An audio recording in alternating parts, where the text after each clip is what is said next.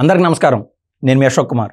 Welcome to our channel. రీసెంట్గా ఈ యొక్క వైసీపీ హయాంలో మనం చూసినట్లయితే ఒక అవినీతి చేయడం, అది ఒక కనుమరుగైపోవడం. అంటే మనిషికి దేవుడిచ్చిన గొప్ప వరం ఏంటంటే మతిమరుపు. కానీ ఈ యొక్క రేషన్ బియ్యం ఏదైతే పేదలకు చేరాల్సిందో దానికి సంబంధించిన ఇష్యూ అయితే దాదాపు నెలన్నర నుంచి ఈ యొక్క న్యూస్ లో హైలైట్ అవుతూనే ఉండాలి. దీనిపైన కీలకంగా మనతో విశ్లేషించడానికి అడుసుమిల్లి సార్ గారు మనతో ఉన్నారు. నమస్కారం సార్. నమస్కారం అండి. సార్, మనం ఒక నెలన్నర రోజు వ్యవధిలో మనం చూసినట్లయితే ఏదైతే మంత్రి గారు ఉన్నారో పౌర సరఫరాల శాఖ మంత్రి ఎక్కడికక్కడ ఆకస్మిక తనిఖీలు చేయడము, ఆయన వంతు కూడా అది సరిపోక సాక్షాత్తు డిప్యూటీ చీఫ్ మినిస్టర్ గారు కూడా ఇన్వాల్వ్ అయ్యి కాకినాడ పోర్ట్ వరకు వెళ్ళి సీజ్ ద షిప్ అనే ఈ వ్యవహారం అంతా మనం చూసాం.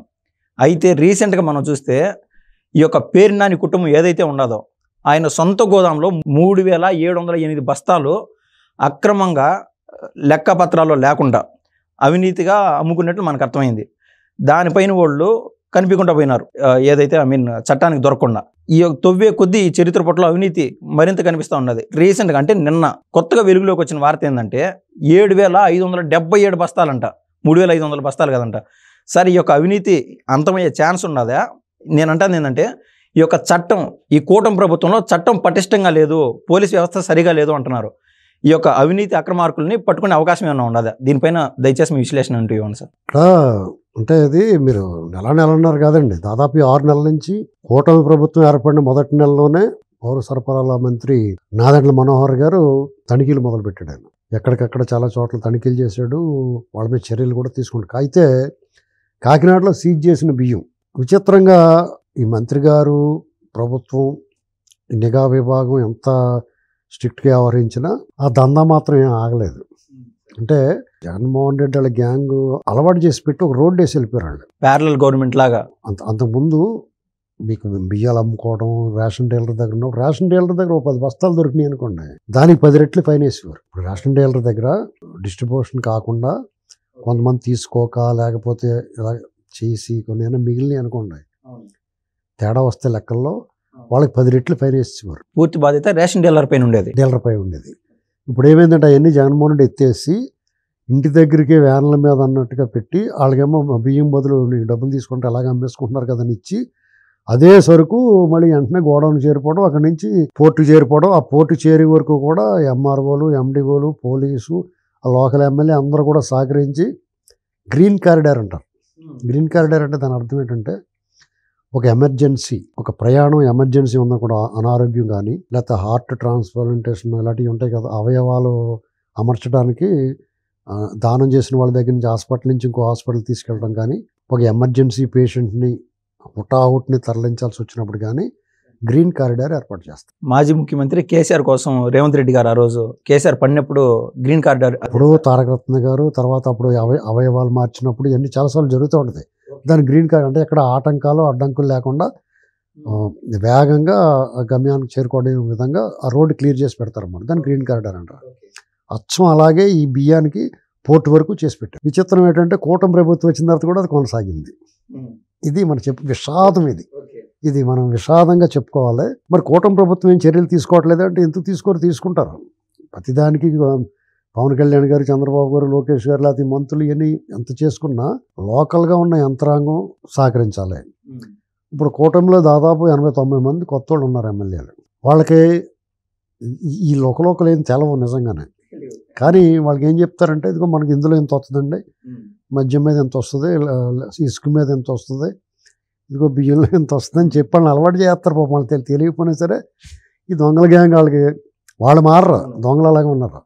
అక్కడ ఉన్న ఎమ్మెల్యే మారాడు కానీ, ప్రభుత్వం మారింది కానీ ఆ దొంగలు అలాగే ఉన్నారు. ఆ వ్యవస్థ అంటే అంచేత మీకు కొనసాగింది. తర్వాత ఇది అలరైపోయేటప్పుడు కొంచెం ఆగి ఉంటారు. ఇప్పుడు అయితే ఎమ్మెల్యేలు అందరూ అలా ఉంటారని చెప్పలేము. ఎందుకంటే దాదాపు 3/4 ఒక వంతు ఈ టైప్ ఉన్నారు. మన వాళ్ళు కూడా తీసుకున్నారు. ఈ కూటమి ప్రభుత్వంలో ఉన్న వాళ్ళు కూడా దీనికి అలవాటు పడ్డారు. ఇది ఓపెన్గా చెప్పుకోవాలి. అంతే, దాన్ని వీళ్ళు కంట్రోల్ చేస్తాను ట్రై చేస్తున్నారు. ఇప్పుడే కంట్రోల్ అవుతుంది. ఈ లోపుగా పవన్ కళ్యాణ్ గారు మళ్ళీ ఇది ఇంత అలరైపోతున్నప్పుడు పవన్ కళ్యాణ్ గారు పోర్టుకి వెళ్ళటం, ఆ షిప్ గురించి మాట్లాడడం, వాళ్ళ మీద చర్యలకు ఉపక్రమించడం ఒకటి జరిగింది. ఈ లోపుగా పేర్నాని గారి గోడౌన్లో 3000 బస్తాలు మాయమేని అన్నారు. అది కాదురా బాబు 7000 బస్తాలు అంటున్నారు. ఈ లోపల పారాయిల్లో ఉన్న కొంత డబ్బు ఫైన్ కట్టారు. దానికి కూటమిలో ఉన్న నేతలు కొంతమంది సహకరించారు అంటున్నారు. రకరకాల వార్తలు వస్తున్నాయి.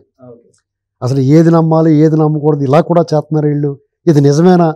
అని అందరూ ఆశ్చర్యానికి లోనవుతూ ఉన్నారు. అసలు చాలా బాధపడుతూ ఉన్నారు అంతా. సార్ నేను కూడా అలానే అనుకున్నాను సార్. ఇప్పుడు సీజ్ ద షిప్ అని పవన్ కళ్యాణ్ గారు అన్నాక మీడియా పరంగా ఈయన వచ్చి పేరు నాని వచ్చి ఆయన కామెడీ చేశాడు ఎవరు పవన్ కళ్యాణ్ గారి విషయాన్ని. అంటే ఈయన పెద్ద ప్రబుద్ధుడేమో నేను అనుకున్నాను.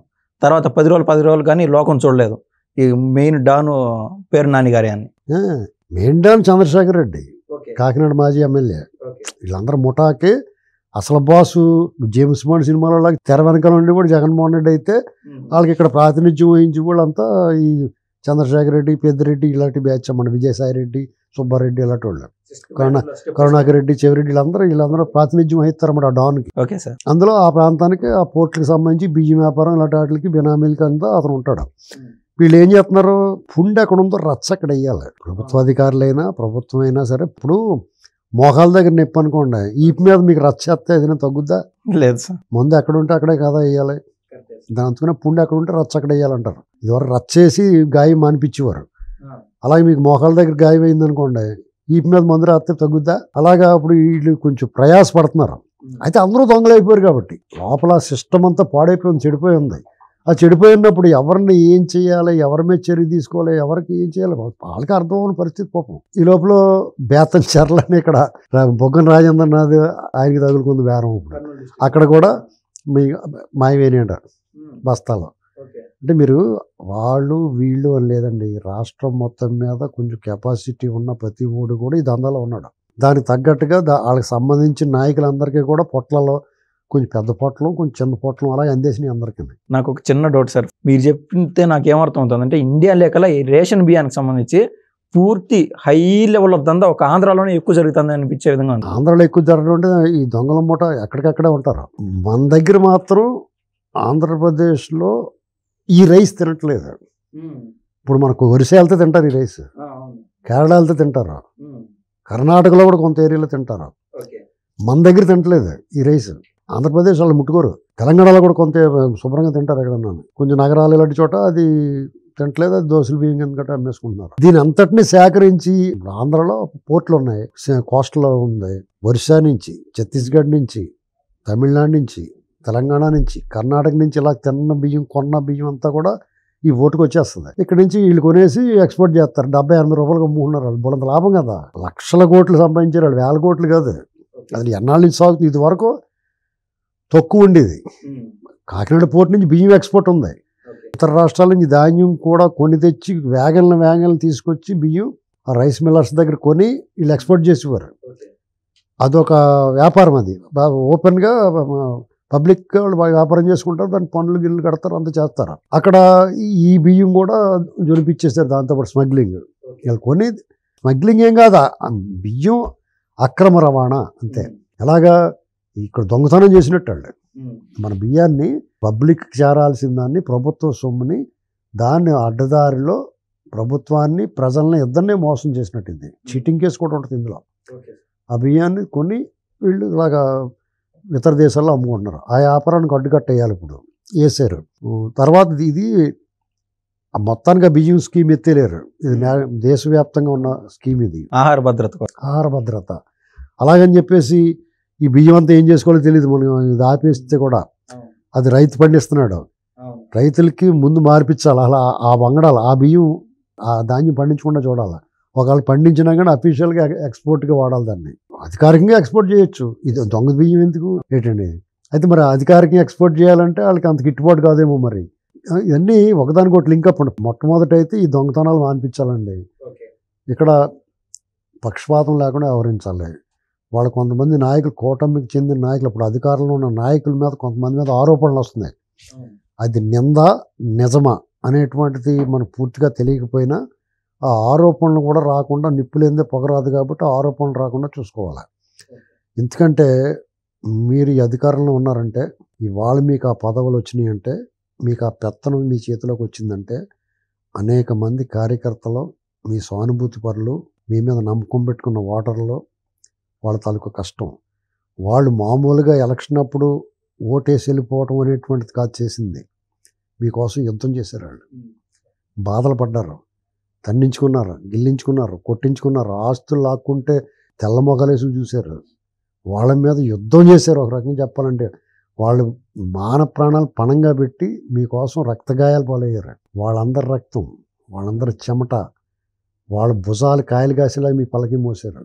ఇవాళ మీరు మానవత్వంతో ఆలోచించాలి. నీతి నిజాయితీగా మీకోసం మీరు ఉండలేకపోయినా ప్రజల కోసం మిమ్మల్ని ఆ స్థానంలో కూర్చోబెట్టిన వాళ్ళ కోసం ఉండాలి.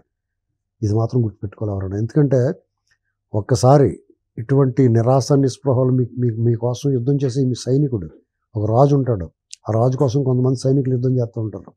ఆ సైనికులకి కానీ నిరాశ నిస్పృహ వచ్చి వాళ్ళ కానీ కత్తులు పదును పెట్టుకోవడం మానేసిన, కత్తులు తుప్పుపట్టిపోయిన వాళ్ళ కత్తులు వరలోంచి తీయకపోయినా, వాళ్ళ యుద్ధ భూమిలో చురుగ్గా కదలకపోయినా మీరనేటువంటి వాళ్ళకి చాలా ఇబ్బంది వస్తుంది.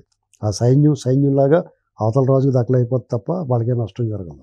అది గుర్తుపెట్టుకోవాలి. సార్ ఒక విషయం సార్, రీసెంట్గా మనం చూస్తే 3508 బస్తాలు దొంగతనం చేసినట్లు, అంటే దొంగతనంగా అవినీతి పరంగా అమ్మేసుకున్నట్లు పేరు నాని పైన ఒక ఆరోపణ వచ్చింది. ఆ రోజు నుంచి మీరు అన్నారు కదా ఇందాక నిప్పులేంత పొగరాదు అన్నట్లు, ఆ రోజు నుంచి ఆయన అబ్స్కాండ్లో ఉన్నాడు. అయితే ఆయన బ్యాక్ ఎండ్ నుంచి అక్షరాల టీడీపీ కానీ కూటమి ప్రభుత్వం సపోర్ట్ లేదే, ప్రభుత్వం అంటే మధ్యలో ఎవరైతే డీలింగ్ చేస్తూ ఉంటారో ఆ వ్యవహారం లేకుండానే ప్రభుత్వంకి కోటి చేంజ్ ఎంతో డబ్బులు పంపించాడు సార్. ఈ బస్తాలు కదా మిస్ అయింది, దానికి సంబంధించిన డబ్బులు పంపిస్తానని అదే ఫైన్ కట్టాడు. అయితే ఎవరైనా సరే నేను ఒక దొంగతనం చేస్తాను, దొరికితే దొంగ లేకుంటే దొర. ఒక రోజు నేను దొంగ అని ప్రూవ్ అయినప్పుడు నేను ఆ డబ్బులు కడితే నేను చేసిన దొంగతనం అనేది మాసిపోతున్నా సార్. వీళ్ళపైన ఎటువంటి కేసులు రిజిస్టర్ అవుతాయి? ఇప్పుడు మన చట్టం చాలా కఠినంగా ఉంటుందండి. దాంట్లో కొన్ని వెసులుబాట్లు ఉంటాయి, లొసుగులు ఉంటాయి, దాన్ని వాడుతూ ఉంటారు. చట్టం తన పని దాన్ని చేసుకుపోయి పర్ఫెక్ట్గా చేసిపోయి ఇన్ టైం చేసుకుంటూ వెళ్ళిపోతే ఎవడో తప్పించుకోలేడు. అది కఠినంగా ఉంటుంది. అప్పుడు అందుకని ఏం చేస్తారంటే చట్టాన్ని అమలు చేసి వాళ్ళు చట్టానికి టీవీ కట్టేసినట్టు కట్టేస్తారు. ఇప్పుడు ఓటీటీలో సినిమా ఉందనుకోండి, టీవీ కట్టేసుకున్నా కానీ తర్వాత మళ్ళీ చూడొచ్చు కదా, అవును కదా, అలాగే కట్టేసిపోతారు, తర్వాత మళ్ళీ తీయొచ్చని. అదే జరుగుతూ ఉంటుంది. అలాగా ఆ రకంగా ఎవడో ఒకటి అడ్డం పడి వీళ్ళ మీద ప్రెజర్ లేకుండా కొంతమంది అధికారులు, కృష్ణా జిల్లా పోలీసు అధికారి చూడండి, గంగాధర్ గారు అని ఒక ఎస్పీ ఉన్నాడు. అలాగే కొంతమంది అధికారులు వీళ్ళకి అనుకూలంగా ఉన్న బ్యాచ్ ఉన్నారు. ఏమైనా బందర్ పార్లమెంట్ అంతా గందరగోళం కింద ఉంది. అది గుర్తుపెట్టుకోవాలి. కూటమికి ఇది నష్టం చేస్తుంది. ఇప్పుడు వాళ్ళ ప్రభుత్వం పరిపాలన ప్రజల కోణంలో అంటే సంక్షేమము లేకపోతే అభివృద్ధి, అమరావతి, పోలవరం విషయంలో వీళ్ళు నెంబర్ 1. ఈ 6 నెలల్లో వీళ్ళు చేయగలిగిన దానికంటే చేయాల్సిన దానికంటే 100 రెట్లు ఎక్కువ చేశారు. కానీ వీళ్ళు చేసిన దాని గురించి, వీళ్ళు సాధించిన ఘనత గురించి మాట్లాడుకోకుండా ఈ బియ్యం పందికొక్కుల గురించి, లేకపోతే ఒక కూటమి మంత్రి ఒక వైసీపీ మాజీ మంత్రి కాళ్ళు మొక్కిన దాని గురించి ఇలాంటివి మాట్లాడుకోవాల్సి వస్తుంది సార్. దురదృష్టం కదా, అది దౌర్భాగ్యం కదా సార్. దౌర్భాగ్యం, అది గుర్తుపెట్టుకోవాలి సార్. ఫైనల్గా ఒక చిన్న డౌట్ సార్, ఇది ఏ ప్రభుత్వాలు ఏవైతే ఉన్నాయో బయట 35 రూపాయలకు కొని ఇక్కడ 2 రూపాయలకు అమ్ముతున్నారు. అయితే గవర్నమెంట్ నుంచి పేద ప్రజలు 35 రూపాయలు మాకు వేయండి కేజీ బియ్యానికి, అంటే 20 కేజీల బియ్యానికి మాకు డబ్బులు వేయండి అని ఆశపడే వాళ్ళు ఉన్నారు. సో ఆటోమేటిక్గా రేషన్ బియ్యం దందా ఇదంతా తగ్గుతుందనే ఆలోచనలు కూడా ఉన్నాయి. ఇది ఎంతవరకు కరెక్ట్ అంటారు సార్? అసలు ఎందుకు ఇవ్వాలండి వాళ్ళకి? వాళ్ళు వేరే చోట ఇంకొక 5-10 రూపాయలు అగేసుకో. అసలు నేను ఎందుకు ఇవ్వాలంటున్నాను బియ్యం? ఆహార భద్రత అన్నారు కదా. ఏంటి ఆహార భద్రత? నువ్వు అడుగు తినేవాడికి కూళ్ళేనోడికి ఇవ్వాలి, ఎద్దులో ఎదుగునోడికి వాళ్ళకి ఎందుకండి? ఇది బోల్డ్ స్టేట్మెంట్. నీకు రోజు 1000 రూపాయలు సంపాదించుకుని కూలి సంపాదించుకునే వాడికి ఫ్రీగా ఎందుకు బియ్యం ఇవ్వాలి? నువ్వు వృద్ధులు ఉంటారు, పని చేసుకోలేని ఉంటారు, వాళ్ళకి పెన్షన్ ఇస్తున్నారు, అలాగే వాళ్ళు కాలుతో ఇవ్వండి. అంతేగాని కుటుంబానికి 5 కేజీలు 30 కేజీలు ఎందుకు ఇవ్వాలి? ఇది కరెక్ట్ కాదండి. పాలసీలు మార్చుకోవాలి. చంద్రబాబు నాయుడు గారు లాంటి సంస్కరణవాది మాత్రమే చేయగల పని. అంటే ఈ దేశంలో విప్లవం వచ్చింది, వాళ్ళు చనిపోయాడు ఆయన, మహానుభావుడు మన్మోహన్ సింగ్ గారు. ఆయన ఆర్థిక మంత్రిగా ఉండగా ఈ దేశం దశ మార్చాడు ఆయన. లేదంటే ఇవాళ ఈ సౌకర్యాలు ఇవన్నీ అంటే అరచేతిలో వైకుంఠం లాగా అరచేతిలో ప్రపంచం వచ్చింది చూసారా, ఇవన్నిటికి కారకులు వాళ్ళే. దాన్ని అందిపించుకున్నవాడు చంద్రబాబు నాయుడు గారు. కాబట్టి ఆయన కొంచెం కష్టమైన నష్టమైన మాట పడ్డా సరే ఇటువంటి ఇదంతా వృధా అండి. ఎవడైతే కష్టపడతాడో ఆడికే ఫుడ్ అనేటువంటిది ఉండదు. పనికి ఆహార పథకం అని పెట్టి చంద్రబాబు నాయుడు ఎవడ పని చేస్తే ఆడికే ఫుడ్. ఊరికే ఇంట్లో పడుకున్న వాడికి ఫుడ్ ఎందుకండి? అసలు ఎందుకు ఇవ్వాలి బియ్యం రూపాయికి? ఇంటి రామారావు గారు 2 రూపాయలు బియ్యం పెట్టాడంటే అప్పుడు 3.5-4 రూపాయలు ఉండేది బియ్యం, అందుకు 2 రూపాయలకి ఇచ్చాడు ఆయన. ఇప్పుడు 40 రూపాయలు బియ్యం ఉన్నప్పుడు రూపాయికి అటువంటి సిగ్గులేనితనం కాకపోతున్నది నాన్ సెన్స్ కదా అది. ఇది గుర్తుపెట్టుకోవాలి. ఇది ఎందుకంటే ఇది బోల్డ్ స్టేట్మెంట్ కింద ఉంటుంది. నిజంగా కూల్ లేని వాళ్ళు ఎవరున్నారో ఐడెంటిఫై చేయండి, వాళ్ళకి ఇవ్వండి. ఇప్పుడు మీకు సిగ్నల్ దగ్గర అడుక్కునే వాళ్ళు కూడా నీకు రారా భోజనం పెడతాను, ఎక్కడ పునరావాస కేంద్రం పెడతానంటే నేను చేయనంటున్నాడు, అక్కడ ఉండంటున్నాడు. అక్కడ అది అడుక్కు తింటంలో ఉన్న ఆనందం ఇలా అడ్డదారిలో వెళ్ళటం ఆడికి రోజు 1000-2000 సంపాదించుకుంటాడు అక్కడ. మీరు జత కోట్లు ఇచ్చేసి భోజనం పెట్టి ఒక షెల్టర్ ఇస్తూ ఉంటాడో ఉండడో, వాళ్ళని బట్టే ప్రభుత్వాలు కూడా వ్యవహరించాలి. అర్థమైందా? ఇది మానేసి మీరు శుభ్రంగా చదివించండి, మీకు రోగం వస్తే వైద్యం చేయించండి ఫ్రీగానే. మీకు జ్వరం వచ్చింది అనుకోండి, మీకు ఎలాంటి రోగం వచ్చినా కానీ నీకు ఫ్రీరా బాబు అని చెప్పండి, ఆ గవర్నమెంట్ హాస్పిటల్ శుభ్రంగా చేయించి పెట్టండి. మళ్ళీ చెబుతారు చంద్రబాబు గారు ఇలాంటి పని చేసైనా 95-99 వరకు ఇలాంటి కొత్త సంస్కరణలతో పాటు ఆయన పనితీరు పని విధానంలో మార్పు వల్ల ఆయన జేజలు కొట్టేశారు. పనిచేసే ముఖ్యమంత్రిగా పేరు వచ్చింది ఆయనకి. అలాంటి పని మళ్ళీ చేస్తే బాగుండని చూస్తున్నాం. కానీ వ్యవస్థను పూర్తి నిర్వీర్యం చేసినట్టున్నాడు కదా సార్ గత ముఖ్యమంత్రి. అంటే ఆంధ్ర రాష్ట్ర ప్రజలు ఎలా ఉన్నారంటే ఆయన బటన్ నొక్కడం, ఆ డబ్బును మేము వాడుకోవడం, ఈ యొక్క వరలో నింపేస్తున్నారు సార్. ఈ మైండ్ సెట్ నుంచి ప్రజలు మారే సిచ్యువేషన్ అంటూ ఉందా? ఏమంటే మార్పు రావాలంటే ఎవరో ఒకళ్ళు ముందుకు అడుగేయాలండి. ఇప్పుడు రైతు నష్టపోతున్నాడంటే కమర్షియల్ క్రాప్స్ వైపు మళ్ళించాలి. ఇది కష్టం కాదు ప్రభుత్వాలకి. వాళ్ళు ఏంటంటే వాళ్ళు ఏదో చేసేసి దులిపేసుకుంటారు, చేతులు దులిపేసుకుని ఇలా చూస్తున్నారు. ఇప్పుడు కేంద్ర ప్రభుత్వం ఉందండి, దోలు తీరిపోతుంది అందరికీ పనులు ఎలాగే వేస్తున్నారు చూసారు వాళ్ళు.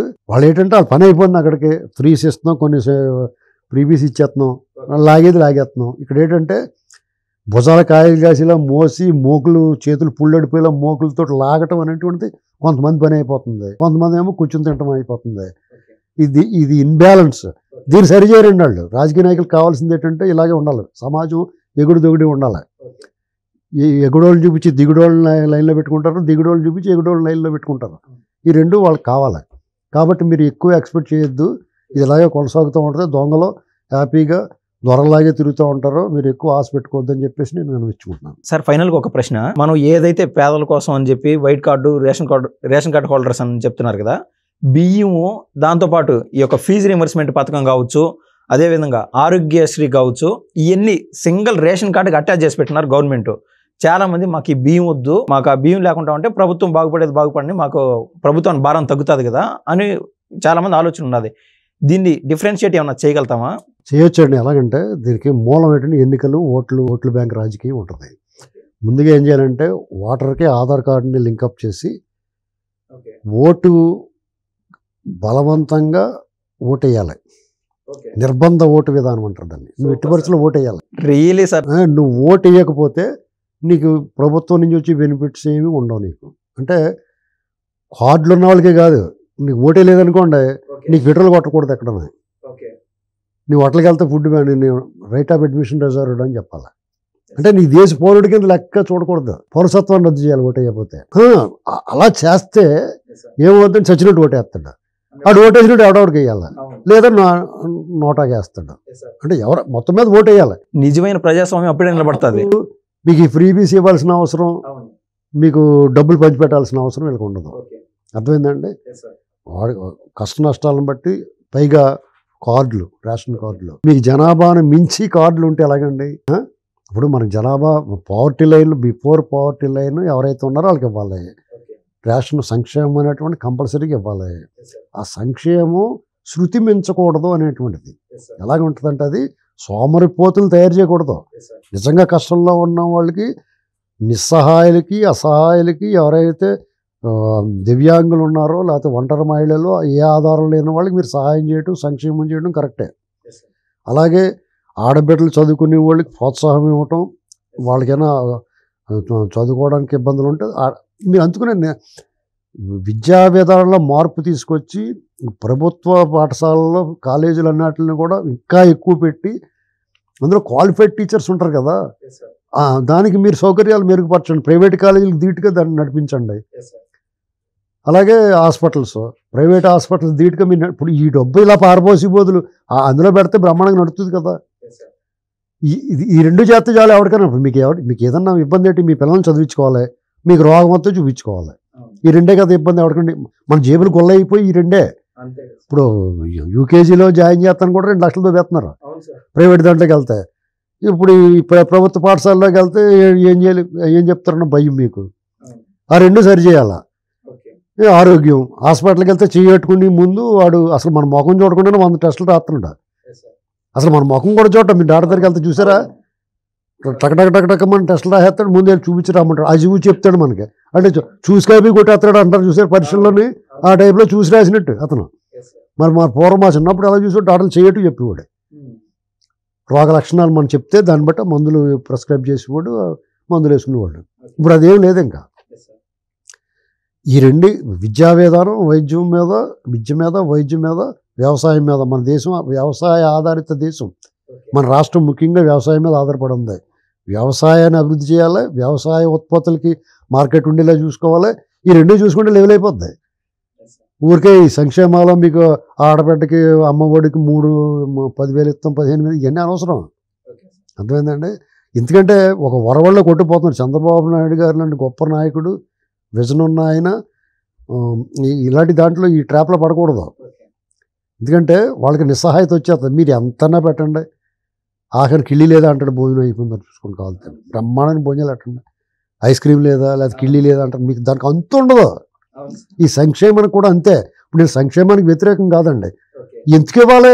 ఎద్దుల్లో ఉన్నవాడికి, ఖాళీగా ఉన్నవాడికి, పని పాట లేనివాడికి నువ్వు పని చేయి. నువ్వు 5,000 నిస్సహాయంగా ఉండి ఏ పని చేసుకెళ్ళిన వాళ్ళకి వృద్ధులకి ఇస్తున్నారు. మరి ఇంకా కొన్ని సంక్షేమ కార్యక్రమాలు ఉన్నాయి. ఇప్పుడు ఏదో ఉపాధి హామీ పథకం ఉంది కదా, అది కరెక్ట్గా జరుగుతుందంటారు. ఎక్కడన్నా వాళ్ళు అయినా పని చేస్తున్నారు. వాళ్ళు అసలు వాళ్ళు వ్యవసాయానికి ఎందుకు అనుసంధానం చేయరు? ఆ టోకెన్ రైతుకి ఇచ్చేసి తెప్పించుకుంటే అటు పొద్దున్న సాయంత్రం గూటిచ్చి పని చేయించుకుంటాడు కదా. మీకు దీనివల్ల ఏమవుతుందంటే ఆంధ్రప్రదేశ్లో ఒక ప్రత్యక్షమైన వాతావరణం కనపడుతుంది. మీరు చూడండి, మీకు ఇక్కడ కన్స్ట్రక్షన్ నిర్మాణ రంగంలో కానీ, సర్వీస్ రంగంలో కానీ, షాపుల్లో కానీ ఎక్కడైనా సరే బీహార్ నుంచి, ఉత్తరప్రదేశ్ నుంచి, నార్త్ ఈస్టర్న్ స్టేట్స్ నుంచి వస్తున్నారు పని వాళ్ళు అందరూ.